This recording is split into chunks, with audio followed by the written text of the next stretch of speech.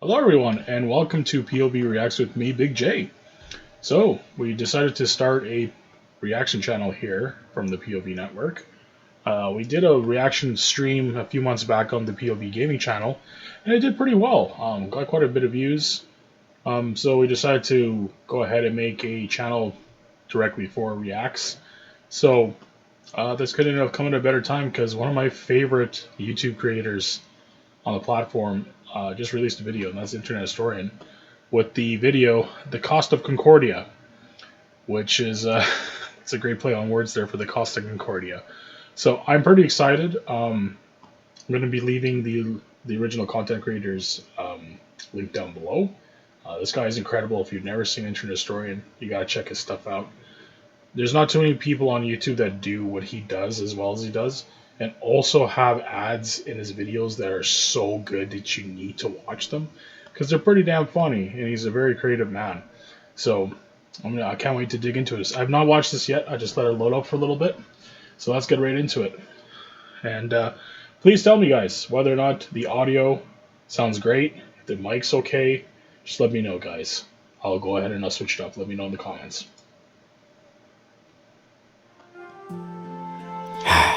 The Costa Concordia, ship of dreams.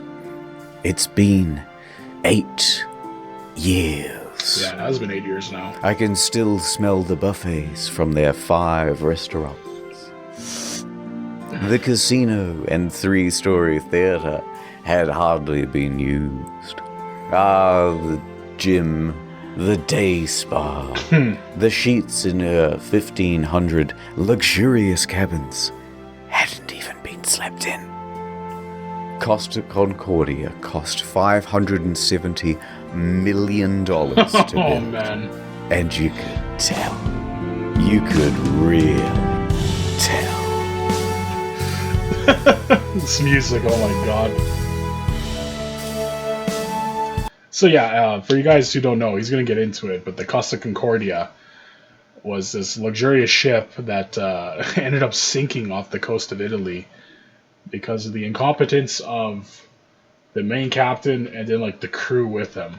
But I'm sure he's going to get into it. This is holy smokes, this is a long video. I just took in 46 minutes long.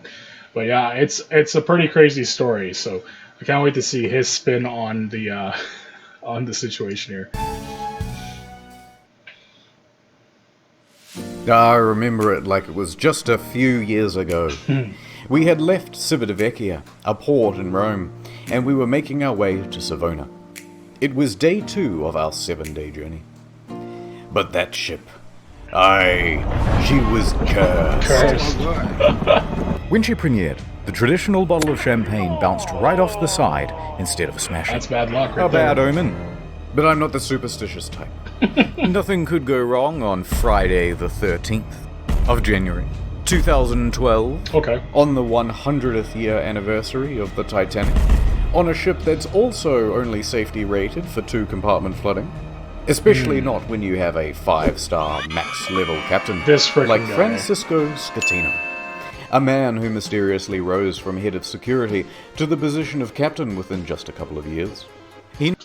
See, I didn't know that about him. I didn't know that he just started off as like a bloody security guard. That's crazy.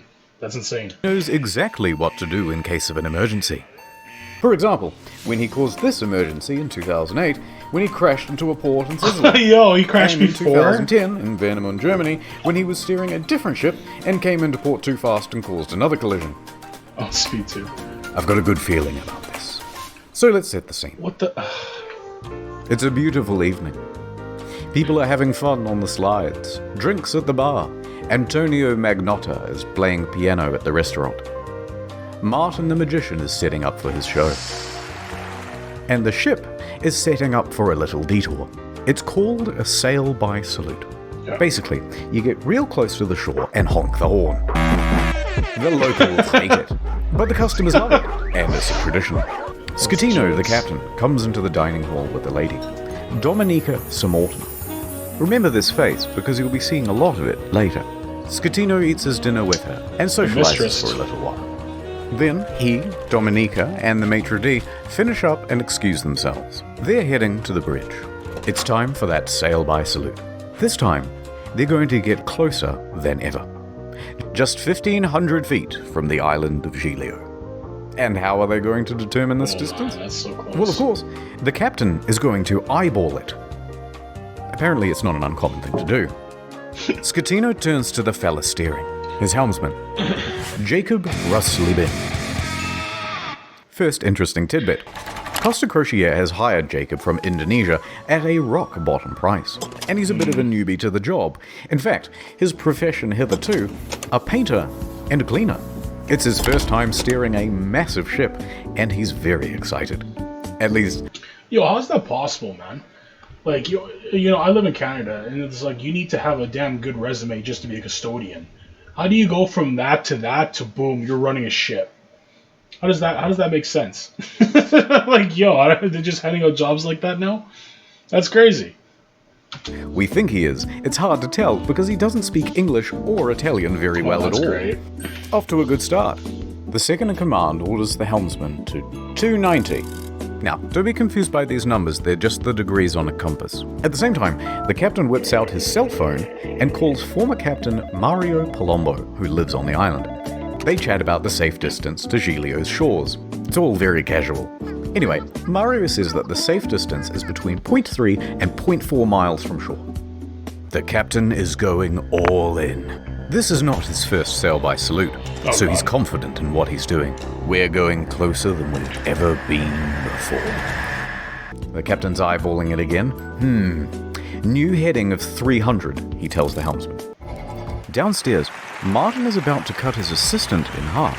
And of course, that means that there's already a lady inside this box. She's waiting for the cue, and then she'll poke her legs out. The captain is giving more orders. Pulling gently to 310. Increase speed to 16 knots. Going this fast is going to be a fatal error. But before we talk about that, let's talk about another big problem. Language barrier. Because at this point, the captain says 325, but the helmsman relays 315. So the first officer intervenes, and he goes, no, 335, which is also wrong. And then the captain clarifies, no, 325. The helmsman confirms 325. Their poor communication has them moving at a much wider angle than they think they are. Idiots. However, the captain should and would know this, except for the next problem, complacency about procedure. The standard procedure of a ship this large is for the third officer to give exact positional coordinates every time the captain gives a new directional order. But they're not doing that. 330, he says. The helmsman relays 330. The ship reaches 16 knots. The captain then turns to the second officer and instructs him to go to the left wing. That's these things here, and they basically exist so you can get a better view over the whole vessel. Yeah. A few seconds pass. And then, the mood starts to turn. Scatino notices white foam of waves breaking against the rocks directly in front of him in the distance. The Costa Concordia, right now, is almost 700 meters closer to the rocks than it should be. Without deviation, there is going to be a direct collision. Oh, shit! Scatino immediately commands the ship to start turning away. 335. Not enough. The captain shouts, 340. The captain yells, 350. Now, remember how I said that accelerating to 16 knots was a fatal error? Well, that's because it's made this ship incapable of such a drastic turn. What they've got is understeer. Here's an example. The front end is not working. You're turning, and you're just going straight. You want to go over here, but you're going to end up over here. So despite the order of 350, right now the bow is still only pointing at 327. Not nearly enough to miss the rock. And oh no, it's about to get worse. That language barrier again. In these critical moments where every second counts, the helmsman wrongly relays 340. The captain snaps back, 350 starboard or we end up on the rocks. The third officer goes to assist the helmsman. Now, don't get confused by the orders from here. We're changing over to rudder instructions. The captain yells, starboard 10, starboard 20, and still it's not enough. Hard to starboard. That means as hard as it'll go. But at this point, even if they clear these rocks, they need to get the rest of the ship to swing around it. So the captain yells, midship, which centers the rudder. The bow is now less than 150 meters from Skull Rock. Port 10. But the helmsman only gets to port 5 before another order is given 2 seconds later. Port 20. They might just avoid disaster here, maybe. But then, oh no. One more time, the helmsman cocks up at the worst possible moment. The helmsman goes to starboard instead of port, undoing the swing. 8 seconds later, he realizes the error and corrects, but it's too late. He has just turned a probable near miss into a sure. What does it say at the bottom though? Simulations show that if this hadn't happened, the ship would have missed the rocks by up to 10 meters, or at least only flooded one compartment. Man, like, oh wow. Hit. Idiots. All they can do now is hold on as the bow of the ship narrowly passes. This is why they say communication is key. Without any communication, like, you know, stuff like this happens. It could happen in any type of work situation. If you have people that do not understand regular orders, things will go wrong. And it's like, that's on the company. That's 100% on the company. It's not just the idiot captain. It's also on the company itself, too, to go ahead and hire somebody like this when they probably knew that he didn't speak the language, either English or Italian. So it's pretty, you know, there's a whole lot of people here that were responsible for this happening, not just the people on that ship. This is by the rocks. Hard to port! The second officer yells, "We're gonna hit!" Collision.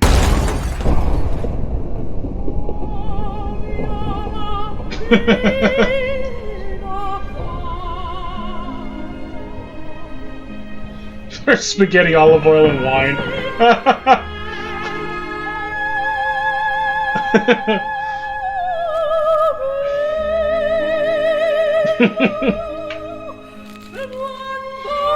Oh my god, noodles everywhere.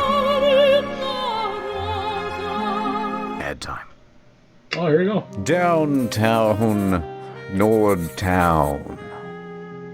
It's day 56 of playing Russian roulette. Seems I never win. Oh my Gonna god. drink all by yourself? Somebody has to. I hear you're a man who's good at finding folks. I'm many things. I'm looking for this fella. I gots to find him. It's breaking my little heart. I'll see what I can do. I have contacts in thousands of servers in dozens of countries across the globe. And just like that, she was gone. The only thing she left was a calling card.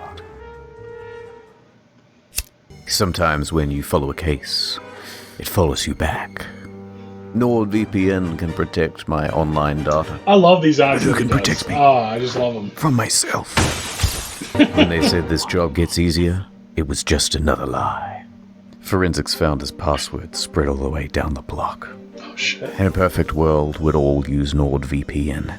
But I guess this isn't that kind of story. I took the brakes off my car. Man like me never really learned how to stop. Fuck up. I took the steering wheel out too. I let the road take me where I'm supposed to be. That's right, Toots. Your husband's dead. Merry Christmas. Oh, Rosebud. Go to nordvpn.com/internethistory for a huge discount on a 2-year plan. What a genius. Ad? Oh. The ship hits rocks on the port side. A 53-meter gash opens up in the hull, and thousands of tons of water begin pouring in. A loud scraping and bang is heard by all passengers. At the helm, there's panic. Rumblings in the dining room. Martin awkwardly pauses his act as he's helping his assistant into the box. Meanwhile, the lady inside is trapped and terrified. There's confusion across the ship. All of the crew off shift come back on duty. All officers run to the bridge.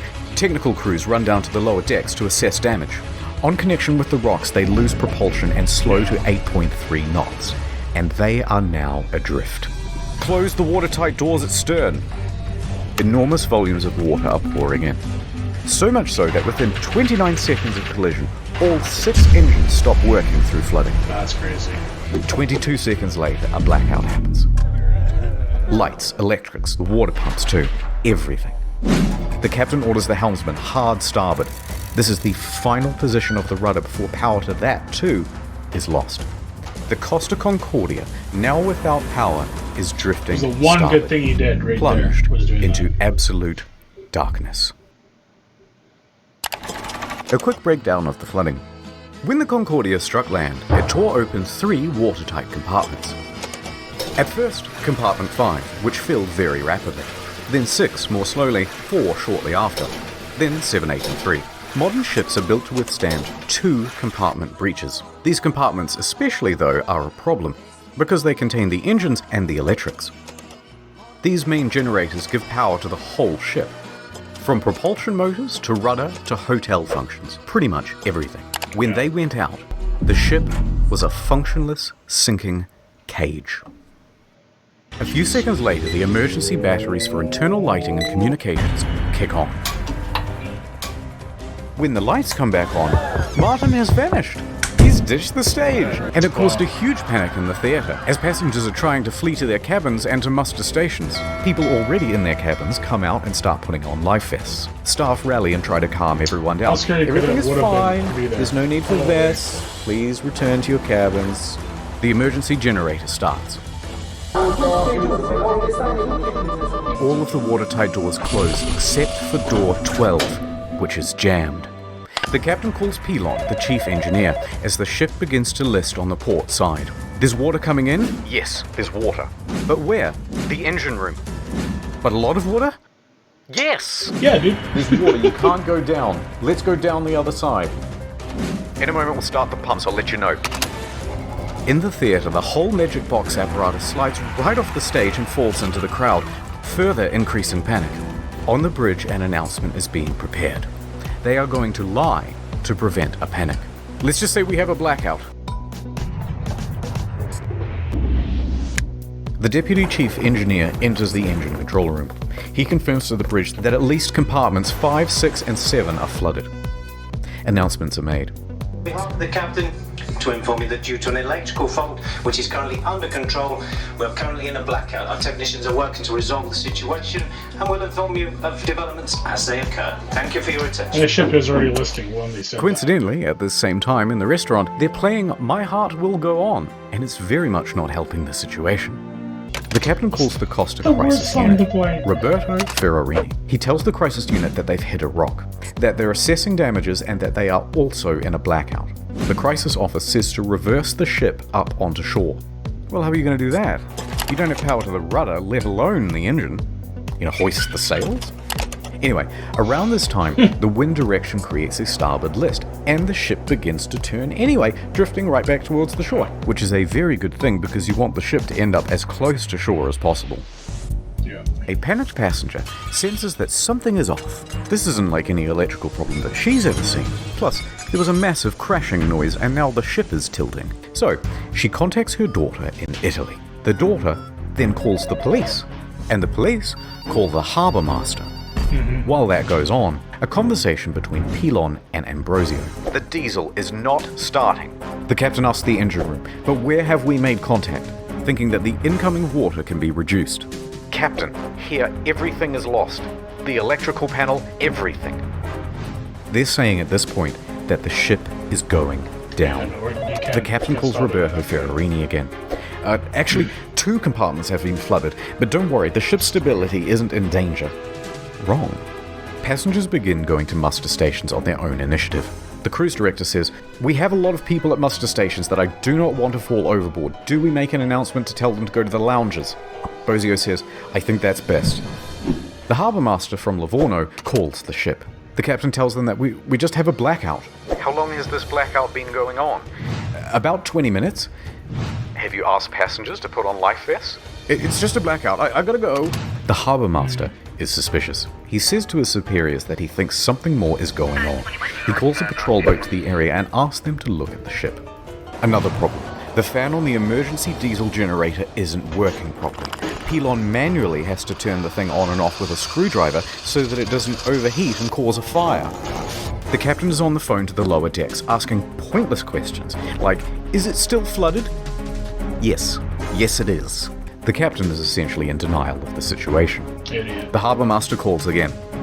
Finally, he says, the ship is taking on water through an opening in the left side and the ship is listing. He qualifies with, no one dead or injured.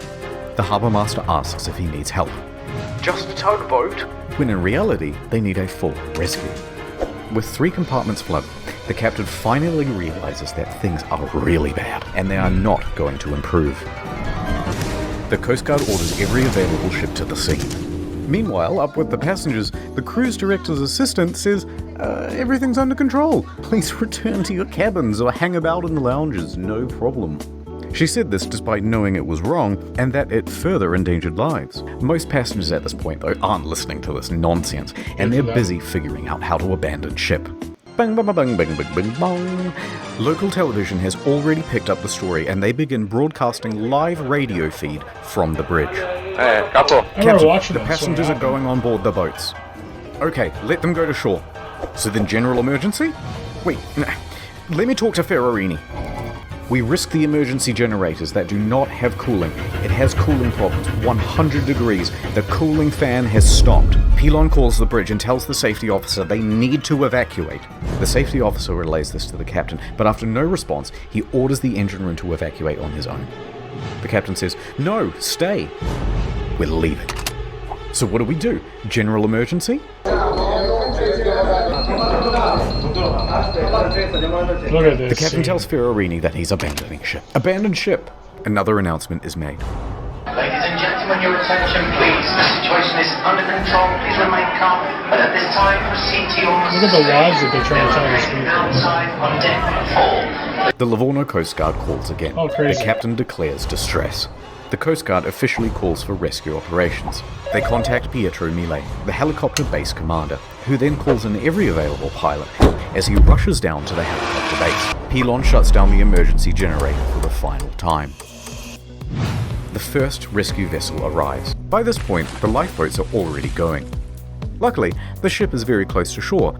Oh, perhaps too close to shore. The ship forcefully runs aground, creating an uneven center of gravity, and it begins heavily listing starboard. The captain issues a general emergency on board. The announcement to abandon ship is finally called and alarms ring out, and with Almost that an hour after comes that. panic. And now that they're listing, with many of the lifeboats too awkwardly positioned to enter the water, there aren't enough readily available and they have to start going back and forth to the shore, picking people up and dropping them off.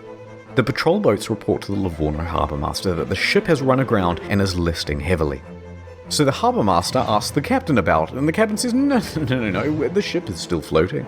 In fact, we're trying to maneuver it onto the shore. They know he's lying. Hold on, I'm reversing it. Beep, beep, beep, beep, beep. The captain then says to bottom out the starboard anchor. So they drop out the anchors, but let out too much chain, effectively rendering them useless. The deputy mayor of Giglio, Mario Pellegrini, and tobacco shop owner Giovanni Rossi arrive at the harbour. They watch the scene unfold. As the first of the lifeboats arrive on shore, the deputy mayor takes the initiative and races to board one of the lifeboats, returning to the ship, and starts trying to find someone in charge. He gives up and starts helping passengers. What a guy. Scatino tells everyone to leave and take radios, but not before changing out of his uniform and into a nice suit. Priorities. Dimitri Christidis and Silvia Coronica leave with him. The maitre d' and Sir Morton both get out of there. By this point, approximately 300 people are still on the ship. Mille reaches the helicopter base. The first helicopter, a slow-moving Augusta Bell, was already rising from the tarmac for the hour-long flight south. Oh my goodness. Bozio is the last crew member left on the bridge, coordinating evacuation. He then leaves to help passengers board lifeboats. The bridge is now abandoned. And then, the ship's black box stops working. Apparently there were technical problems with it. That means, from here, things are going to get a little foggy in detail. A while later, rescue helicopters arrive, but they're struggling to find the ship because they're expecting it to still be well above water. Passengers are scaling down the port side by ladder as lifeboats return to pick them up. It was practically on its side by the time it was done. Oh my goodness. It was no job, mi amor. Yeah, Yes. she is. You're not allowed to make a film I'm movie. allowed. Who say you are? A second Look at that helicopter, person, what a an faster idiot. model, sets off. Like, The oh, ship man. stops healing and comes to a final resting place. Now the Coast Guard I'll smack calls her the right captain there. because he's just learned that the captain has Film the whole abandoned ship. thing. The captain claims, no, actually I slipped and I fell into one of the lifeboats. I'm a klutz. But now that I'm on board, I may as well head back to shore. DeFalco tells the captain to get the back. fuck back on board. This dude legit actually abandoned the ship. Tried to like make it seem like he wasn't even the captain. It's pretty interesting. You can find it on YouTube.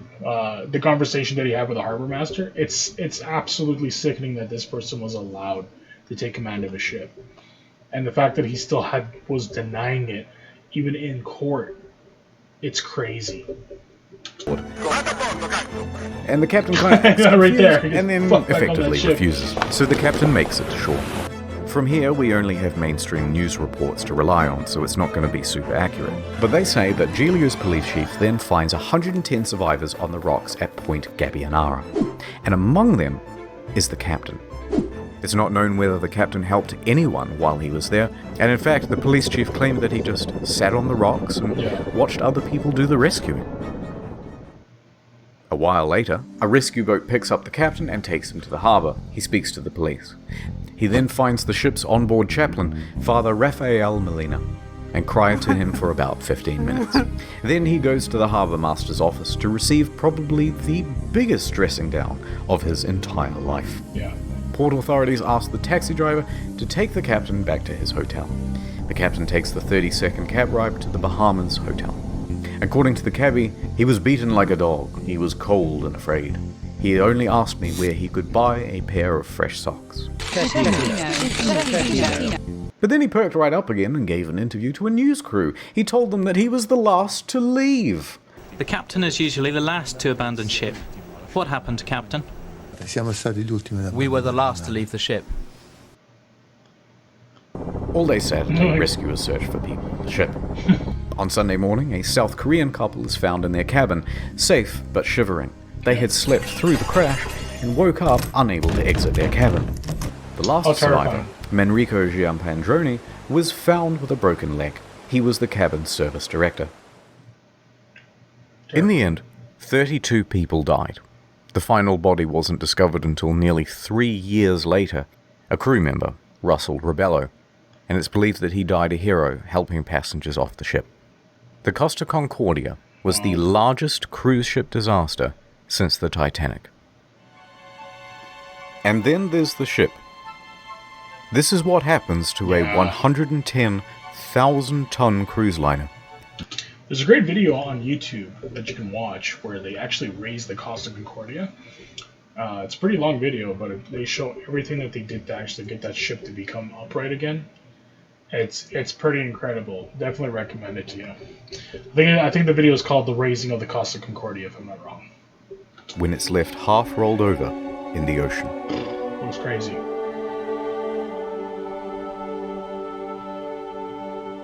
Look at that.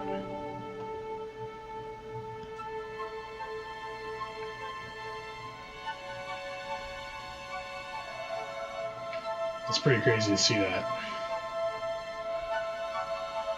Crazy.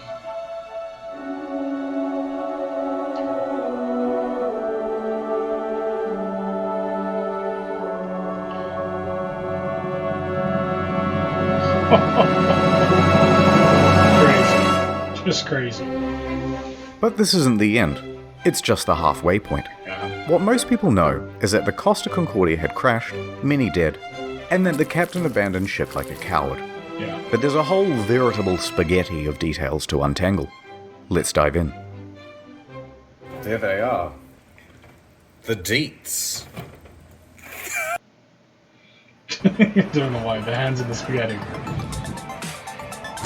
Oh, shit.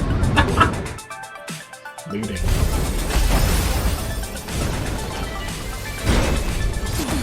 Loot box time. The Costa Concordia was more than just a floating resort. There's a mall, a casino, cha-ching, cha-ching. This iron chest was full of safes and cash registers and expensive fittings. Cold And there were skin. plenty of gamers prepared to sneak by authorities and try their luck in the hot zone. Within days, police divers reported that valuable items, once seen lying around the ship, were now missing. high-end liquor, expensive furniture, dining sets, cash from the casino, cash registers, jewelry and display cabinets, safes, Japanese woodblock prints by famous 18th century artists, as well as the iconic bell, which hung from the bridge of the ship. It was never found. Who steals a big fuck-off bell? Yeah, exactly. Even the server admins were getting involved. 4 divers who were part of the company contracted to refloat the Concordia were spotted on CCTV, sneaking out to the ship. A patrol boat was dispatched, and the men were caught inside the fancy suites with rucksacks full of stolen goods. The 4 men are charged with stealing and thieving and pinching. Later on, stolen as well as legitimate items found their way to Amazon and eBay. Chips from the casino, postcards, and cabin access cards became highly sought after souvenirs. It even has a watermark. Some Australian guy even made a listing for the ship itself, advertising it as buyer to collect. That's and funny. although there were plenty of bidders, eBay pulled the plug. There you go.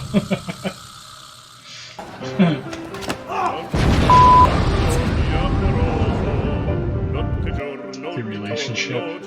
I know you want to see Scatino go to jail, and we'll get to that. But first, we have to talk about someone else.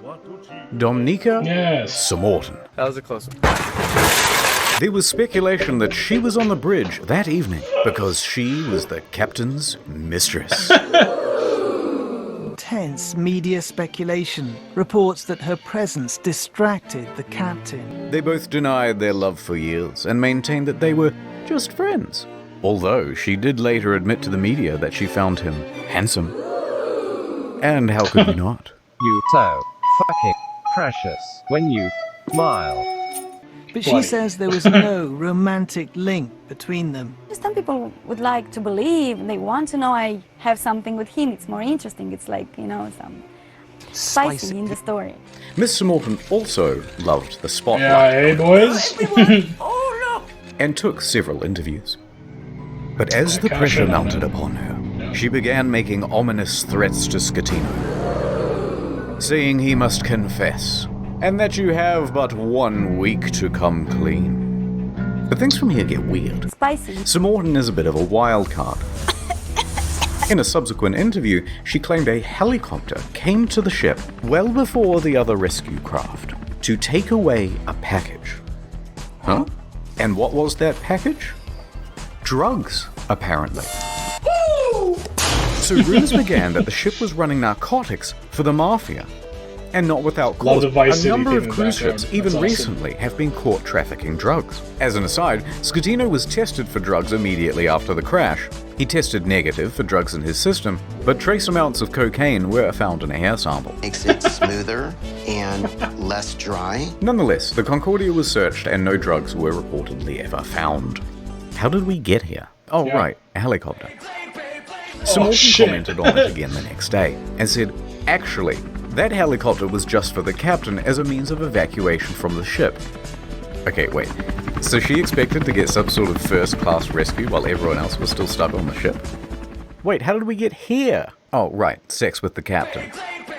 Divers were quick to head to the captain's cabin where they found Miss Samorton's lingerie and other articles of clothing as well as a makeup bag. The jig was up, but they continued denying it. Samorton mostly faded from international attention until she was told to appear before the court to present witness testimony. The judge pressed her to be truthful about their relationship, or she would be held in contempt. Either tell me the truth or shut up. So finally, she admitted it. Yes, I had a sentimental relationship with the captain. Stop. But now, stop asking about my private life. She was indeed the captain's lover. What is up, Trouble Alert Nation? Cheated on his wife with Seymour Canyon. Oh my god! She and Scatino had been having an affair for several weeks. She also said that on the night she boarded, she didn't have a ticket. Ticket, please. And didn't need to pay because nobody questions you when you're the captain's lover. Naturally, she gave another confusing interview after leaving court. I want to say that today is the second time I die because the first time I died in the night of the crash with my psychological brain and problems. And today I died the second time because, of course, people find out something that I try to hide. Subsequent to the trial, she used her fame in Moldova to become a political activist, often appearing on television and radio and in articles covering protests, accompanied by pictures of her being arrested by police.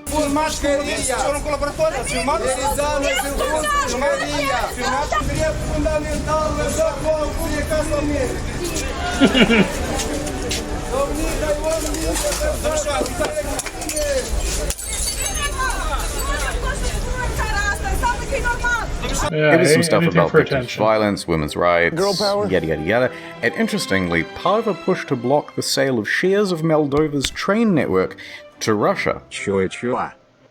Other than that, I don't really know what she's been up to. Let me just check on her Oh god, not again. Oh shit. She's gonna take another one down.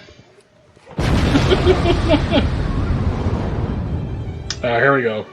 Love these. Several civil suits were quickly lodged against Costa Crociere, and their parent company, Carnival Cruises, immediately saw a share drop of 23%. Don't beat. Passengers sought compensation for their damaged mental health, lost belongings, and loved ones. Either they allowed him to divert from his course, or they didn't know where their billion-dollar ship was. Within a few days, facing financial and media pressure, the CEO attempted to join the bandwagon against the captain and the crew. That was not the ordinary route that the ship was taking at the time, and was not only taking, but the time the ship was claiming that the ship was not approved to deviate from the route. But that wasn't true. Approval isn't required if the ship is deviating by less than 15 miles, or that it was against company rules. Also untrue, because investigators found that they didn't have any rules about deviating route, and they tacitly encouraged sail-by salutes. Now, in response to the civil suits, Costa Crociere offered passengers 11,000 euros each as compensation. That's kind of small. 11,000 euros, about $14,000, is the minimum compensation under international law when a ship is abandoned. This was to reimburse them for their tickets, as well as any costs they accrued in having to unexpectedly travel home early. And that was supposed to release them from everything and anything that has to do with this accident. I cannot ask for more than this. A lot of passengers, understandably, were not too happy with this deal, and they refused to take the money. We think the offer is an insult. For what these poor passengers went through, we think that the compensation being offered is not commensurate. Here, take it. Compensation being offered is not commensurate. Later, Costa Crociere would lodge a plea deal with the Tuscany court to pay a €1 million fine to avoid a criminal trial. The judge agrees. Costa Crociere is now off the hook for all criminal liability for the whole thing. They've washed their hands of the incident and flecked the residual droplets of responsibility onto the faces of 6 staff members. Passengers and relatives of the dead are livid that the company has been able to avoid criminal responsibility. Offered is not commensurate. Civil suits against the company continue. By the way, the residents of the island of Giglio also banded together and sought damages. They didn't get much. Eventually, passengers who refused the initial compensation of 11,000 joined civil parties against Schettino in his trial in 2015. It's not commensurate. They were awarded 30,000 euros each. Other cases, especially those involving lost relatives, are settled for undisclosed amounts. Oh my goodness. Oh my god. Oh my god. Oh, here we go. New York attorney Peter Renee traveled to Budapest to represent 6 real survivors of the disaster.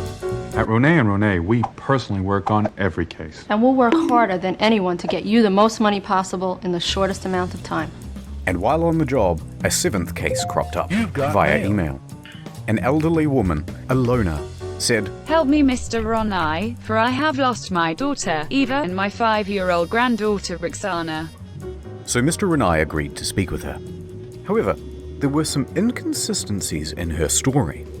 Neither Eva nor Roxana were on the passenger list.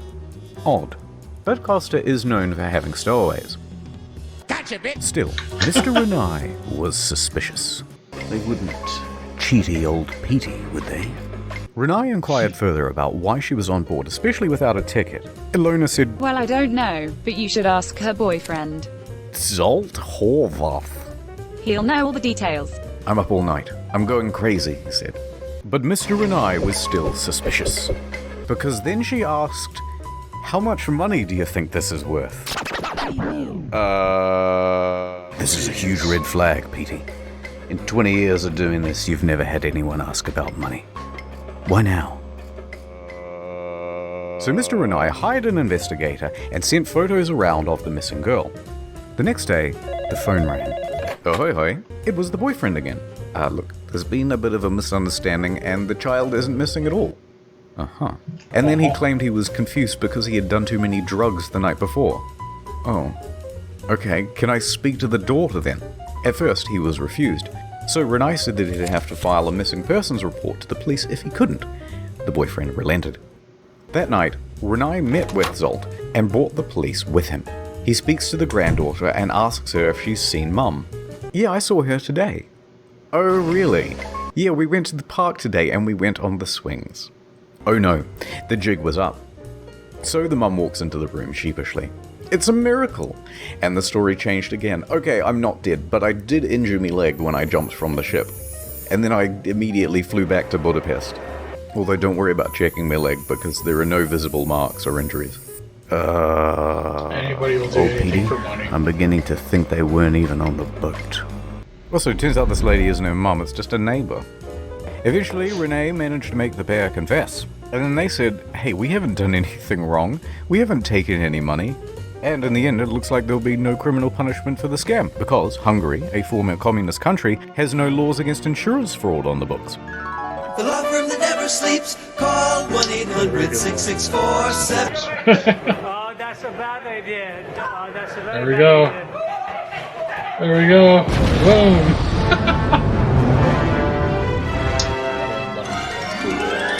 Mario, would you teach me some Italian? Oh, of course. Man, this game means Get back on board for fuck's sake. Okay, thanks. Gregorio De Felco, the naval officer who shouted at Scatino to Vada a bordo caso, became a bit of a national hero overnight in Italy. He, like the rest of the world, expected Scatino to go down with the ship.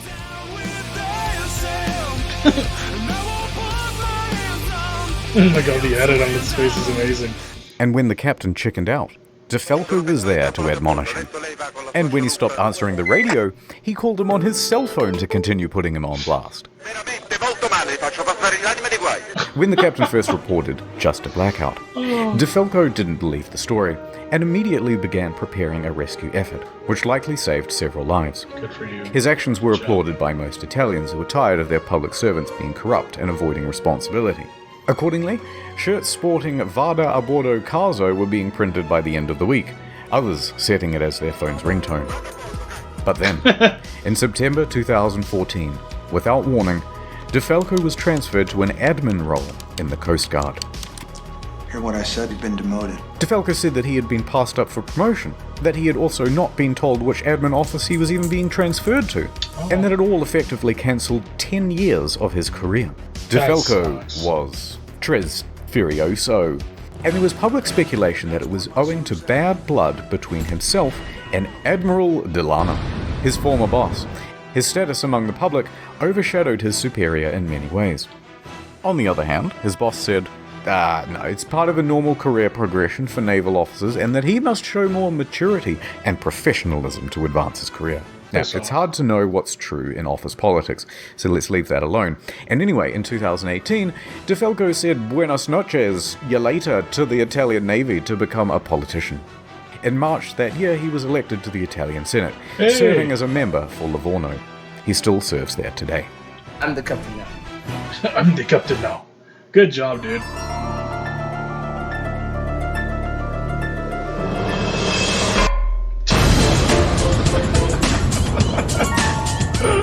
Yeah, here we go.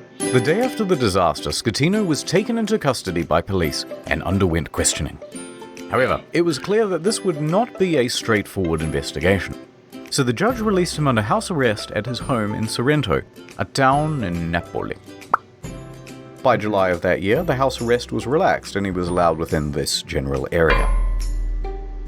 While under house arrest, he wrote a book with this journalist from Rai magazine.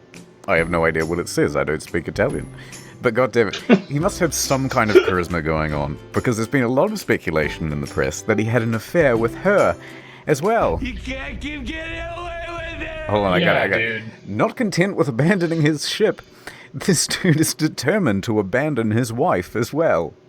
So, Schettino and 5 others are facing criminal charges. Straight away, everyone lodges a plea bargain with the court. And all of those plea bargains are accepted, except for Schettino's. And the condition of everyone's reduced sentences are that they must provide witness testimony against Schettino. He touched me. Ciro, Jacob, and Silvia were all given suspended sentences. Roberto and Manrico are able to opt for community service or house arrest. Not a bad deal. And me. Let me see Ciro, that. Jacob, and Silvia were all given suspended sentences. Roberto and Manrico are... The Ghost Crisis unit. It's crazy that there was nobody else. So more people in that company needed to get in shit for this. Able to opt for community service or house arrest. Not a bad deal. A good deal. Good deal. And that meant that Schettino was now all on his own. Ciro, the first officer, was the first to give his testimony. On the witness stand, he claimed that Schettino was distracted by his mistress and other guests on the bridge. That there was confusion over who was in command. Then it was Jacob's turn. And he said Lamau XD because he didn't actually bother with his testimony or his reduced sentence. He just fled the country. It took authorities 12 months to eventually track him down on the outskirts of Jakarta. And when they said, "Oi, we still want that witness testimony," he just scalped it again. And he hasn't been found since. What a loser, After man. that, He's Ferrarini gave responsible his for this testimony, then look, we don't have time to relitigate the whole trial, so let's just go straight to the verdict. Guilty! Schettino was found guilty of multiple manslaughter, causing a shipwreck, abandoning ship, and lying to authorities. He is sentenced to 16 years and 1 month in prison. That's it? That's all I got? But wait, there's still the appeals. The appeals trial begins. And the verdict on the appeal? Surprise! Rejected! So Schettino's lawyers appealed again. And the verdict on the final appeal? Schettino made multiple attempts to secure a plea deal but was denied by the prosecution each time.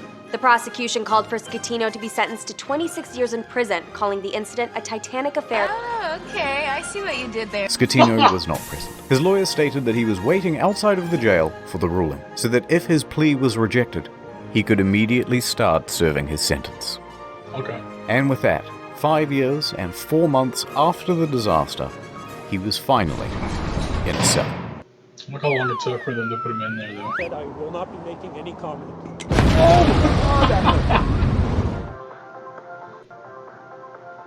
Linus Tech Tips?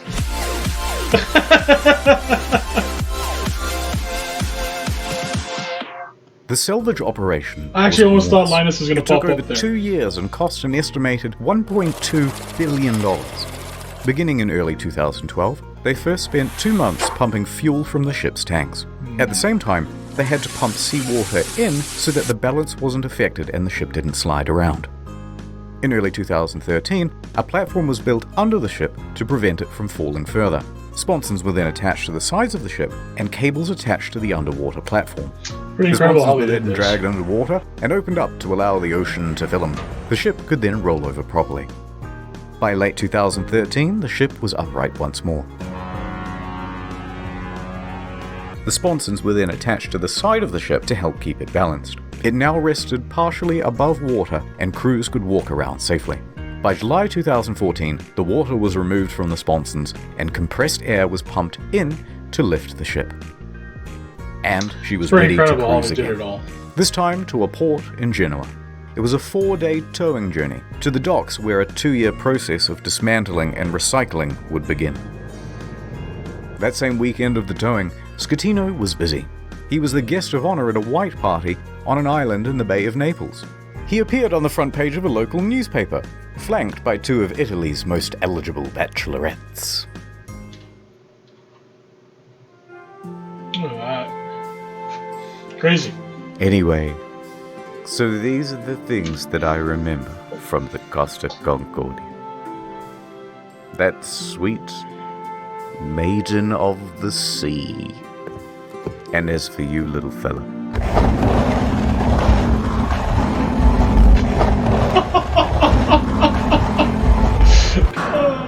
well, it's time to return you from whence you came. Yeah. Fuck thinks a bell. 6 quick things. 1. NordVPN, good product, check them out. Number 2. There's a new video on the second channel. You probably didn't see it because it was temporarily restricted. Now it's not. Enjoy. 3. If you've never seen the second channel before, give it a go. It's a different type of content, but we put a lot of production into it. It's not just offcuts. 4. There are a couple of secret channels as well, but I ain't telling you where they are. 5. No more 45-minute videos on the main channel. Back to 10 to 15 minutes and more of them. 6. There's a Q&A coming out next week on incognito mode. It's got a ton of detail that we had to cut for the sake of brevity, and will no doubt feature a ton of corrections as well. That's it. Thank you. Spicy. Spicy. Oh, once again, amazing video from Internet Historian. I love his content. Remember the first video I watched from, I think, was the and he pulls a goal, which I immediately subbed after that. I was like, that's amazing how somebody can make content like this. So if you guys have never seen Internet Historian before, you guys go through his catalog. Actually, that video that's up in the corner right there is one of my favorites. The Judgment Day. End of the world with camping, yeah. That's a crazy video.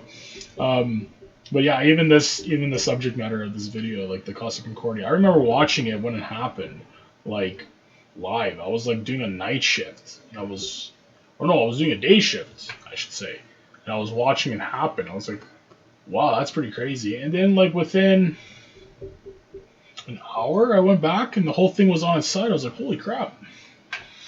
Pretty crazy. And then in between, I kind of just kept an eye on what was going on. But yeah, like there was more people. I always thought that more people should be responsible for this. They always focus in on the people who are on the ship, but a lot of that also falls upon the company itself. Like you're the people who employed these guys at the end of the day, and allowed these people to take control of a ship with people on it. You know what I mean? You're actually moving people. Not just cargo, people. And you put incompetent people who can't even speak the language correctly just because you're trying to save a buck, because that's what they all do. They just hire people from like third world countries, pay them barely anything, and then for some reason put them in like in a role that they shouldn't even be in. Like how crazy was that? I forgot what he said. I think it was like a painter and a vacuumer. Like how do you do that? You know? That's like me working security, and then you're gonna put me in charge of the space shuttle mission. That's what that's like. It's like, what are you doing? So, to me, even after all these years, I still think people within Costa Concordia or Carnival Cruise Lines, more people should have been responsible for what happened, because that was unacceptable. Anybody who dies on a ship, and it was the result of like that. It's not just the people who were running the ship, it's also the company itself. Because there should have been guidelines put in place to go ahead and prevent this from happening. And it wasn't. And it's pretty crazy to have that happen. That wasn't that long ago. That was, what was he saying there, 8 years ago? To have something like that happen 80 years ago. Pretty crazy. So, this is a very fun way of doing the subject matter, that's for sure. Because I've seen documentaries about it. That I recommended throughout the video. But yeah, once again, on point with Internet Historian. If you guys want to check out his channel, I'm going to link it down below. If you guys like the video, please like. If you guys have any suggestions for me to watch anything, go ahead and put it down below. And of course, please subscribe. It really helps out the channel. And if you haven't seen the gaming channel, it's POV Gaming. It'll also be linked down below. And thank you guys all for watching. This was a long one, but great first video for the channel. Thank you all. And talk to you guys next time. Have a good one.